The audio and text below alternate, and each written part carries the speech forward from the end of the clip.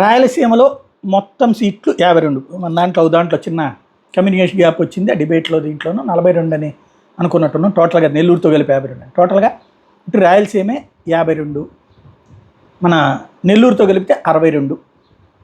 ఈ 62 సీట్లలో తెలుగుదేశం పార్టీ ఎన్ని కొడుతుంది అన్న దాని మీద ప్రభుత్వం ఏర్పాటు ఆధారపడి ఉంటుంది. టోటల్ 175లో ఆ 62 పక్కన పెడితే, అంటే 62లలో క్రిందటిసారి వచ్చేటప్పటికి తెలుగుదేశానికి వచ్చినాయి 3, టోటల్ 62. ఇందులో ఒకటి కడప 10, అనంతపురం 14, చిత్తూరు 14, కర్నూలు 14. ఇందులో 3 ఎవరో చంద్రబాబు గారు, బాలకృష్ణ గారు, పయ్యావుల కేసు ముగ్గురే గెలిచింది క్రిందటిసారి.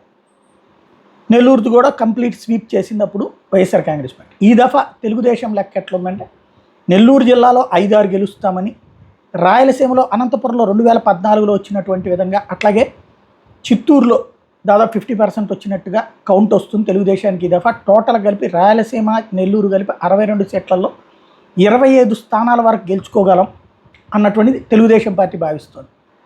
మిగతా ఇటు పక్కన ఉన్నటువంటి ఇతర సీట్లలో 113 సీట్లలో చూసుకుంటే కనీసం ఒక 65-70 సీట్లు గెలవగలం అనుకుంటారు.